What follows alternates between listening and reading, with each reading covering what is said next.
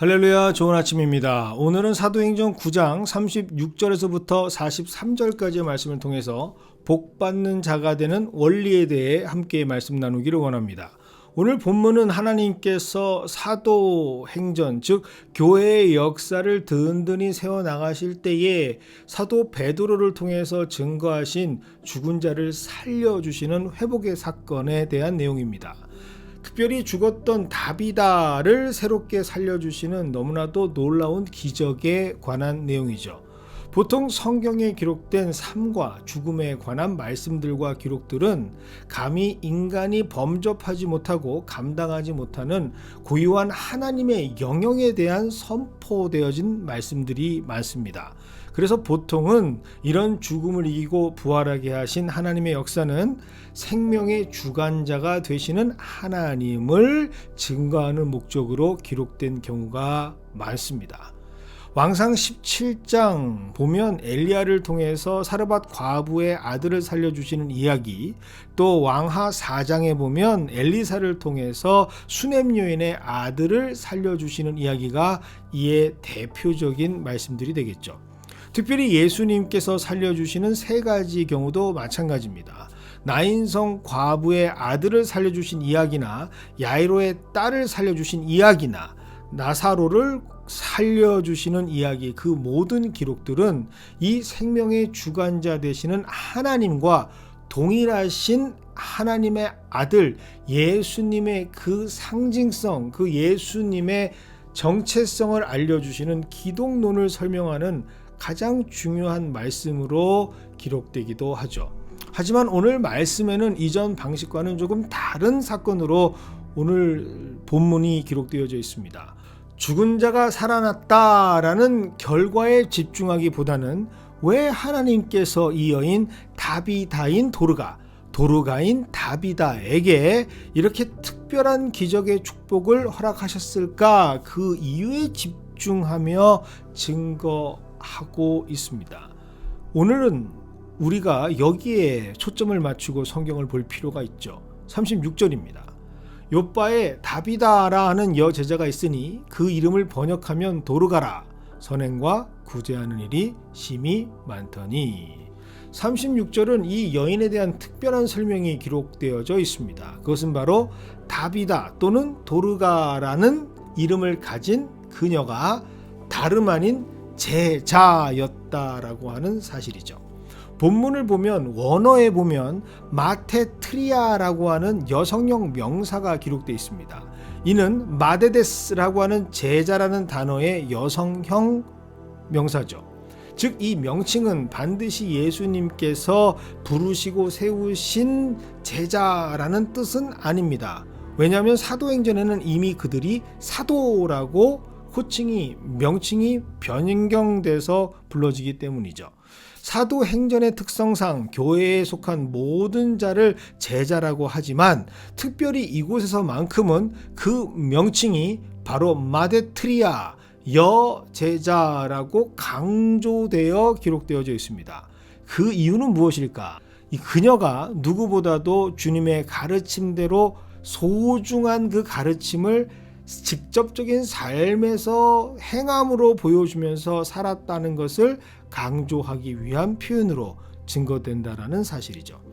특별히 36절 성경 원문을 통해 보면 그녀의 선행과 구제가 일시적 사건이 아니었다라는 것을 우리는 볼 수가 있습니다. 이에 해당되어지는 원어 본문을 보면 이렇게 기록되어 있습니다. 플레레스 에르곤 아카돈 카이 엘레 모시논. 다시 말하면 이것이 성경의 영어적 표현으로 본다면 그녀는 full works of good armistice, 즉 선행과 구제로 가득한 일을 행했다라고 기록하고 있습니다. 영어 버전 NIV를 보면 특히 always, 즉 항상이라는 시간적 부사를 사용해서 그녀가 끊임없이 제자로서의 삶을 살았던 것을 증명하고 있습니다. 이 사실이 바로 우리에게는 오늘 굉장히 소중한 소망을 일으킬 수 있는 말씀입니다.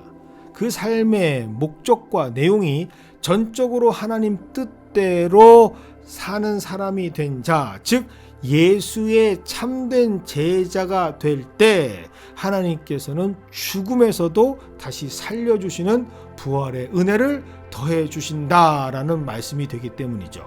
그래서 오늘 성경 36절 그 한 절만으로도 표현하는 것이 부족해서 계속해서 성경은 그 여인의 삶에 대한 것을 조명하고 있습니다. 그녀가 과연 진짜 제자로서의 삶을 살았을까? 의구심을 갖는 자들이 분명히 있겠죠.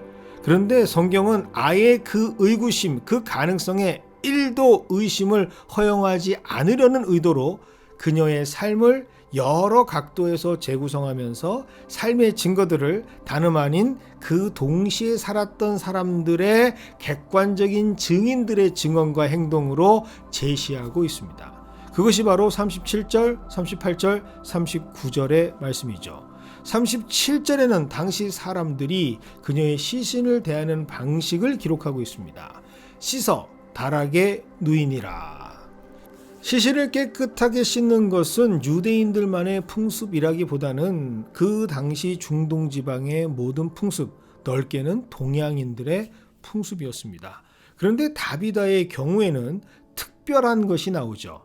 시신을 더 이상 처리하고 있지 않습니다. 그대로 단락에 안치했다라는 사실이죠. 대개 무덤의 장사를 지내기 위해서는 나사로처럼 씻은 시신을 천으로 감싸거나 동여매는, 즉 우리나라 개념으로 본다면 염이라고 하는 절차를 행하게 되는데, 다비다는 오늘 성경에 보니 평상복 차림으로 그냥 두었다라고 기록하고 있습니다. 이것은 얼마나 주변의 사람들이 그녀가 다시 되살아나는 것을 간절히 소망했는가를 단적으로 보여주는 예이죠. 또한 38절에는 그런 그녀를 정말 모든 사람들이 얼마나 살리고 싶어 했는지를 적나라하게 드러내 보입니다. 즉각적으로 두 증인을 뽑아서 옆에 있다라는 소식을 들은 사도 베드로에게 보내어 찾아가는 아주 적극적이고 주체적인 행동을 기록하고 있습니다. 그리고 39절에는 사도 베드로 역시 이 소식을 듣고 한치의 망설임도 없이 그녀가 누워있는 욥바로 달려왔다라는 것을 기록하고 있죠. 그리고 이때 아주 독특하게 본문 39절은 그녀의 죽음을 애도하고 있는 여인들이 취하고 있는 모습을 기록하고 있습니다. 바로 다비다로부터 도움을 받은 모든 사람들이 다비다 그녀의 행한 일들을 증거하기 위해서, 직접 보여주기 위해서 속옷과 겉옷을 보이며 슬퍼하고 있었다라고 똑똑히 기록하고 있기 때문이죠. 이것이 바로 오늘 성경이 다른 죽음에서 살아난 사건과는 달리 계속해서 강조하고 집중하면서 그녀의 제자로서의 삶을 집중 조명하고 그 삶의 기록들을 성경에 기록하고 있는 이유입니다. 성경은 오늘 우리가 여기에 집중하기를 원하고 계십니다. 즉 하나님 뜻대로 살아가는 자에게 주시는 축복, 복받는 자의 원리에 대한 말씀이시죠. 하나님 앞에서는 물론이거니와 진실된 하나님 뜻대로 살아가는 한 사람의 삶이 그 주변의 공동체에게 온전한 삶으로 증거되고 기억되고 기념될 때 그것이 바로 진짜 제자의 삶이 되고, 이러한 삶의 주인공으로 살아가게 될 때 하나님께서는 비록 죽음의 삶을 맞았다 할지라도 다시 일으켜 세우시는 하나님의 역사의 주인공이 될 수 있다라는 말씀으로 증거하고 있습니다. 이것이 바로 복받는 자의 인생입니다. 죽음에서 부활을 경험하는 것, 얼마나 놀랍고 멋진 기적의 체험일까요? 하지만 오늘 말씀은 그것보다 더 깊은, 더 큰 영광이 바로 그녀의 죽음 이후에 증거되는 그녀의 제자로서의 삶과 결과들이다라고 선포하고 있습니다. 하나님과 성도들 앞에서 참된 예수의 제자가 되어서 살아가는 삶은 죽음까지도 끊어내지 못하는, 혹 죽음을 맞이했다 할지라도 다시 부활하게 되는 하나님께서도 인정하시는 자랑스러운 삶이 된다라는 것이죠. 그리고 그 삶이 바로 다름 아닌 우리의 삶이 되기를 소망한다라는 의도로 오늘 성경은 분명하게 기록하고 있습니다. 사랑하는 성도 여러분, 오늘 이 말씀을 통해서 저와 우리 모두의 삶이 이런 부활을 경험하는 삶이 되기를 소망합니다. 그리고 동시에 이러한 우리 삶의 모습이 진정한 제자의 삶으로 선한 영향력을 끼치는 삶이 되기를 원합니다.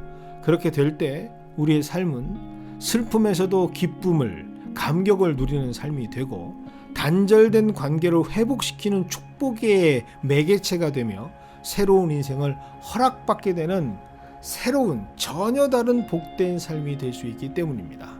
오늘 이 아침이, 오늘 이 하루가 이 새로운 인생이 시작되는 하나님께서 주신 말씀으로 살아가는 참된 제자, 복된 우리의 삶이 되기를 주님의 이름으로 축원드립니다.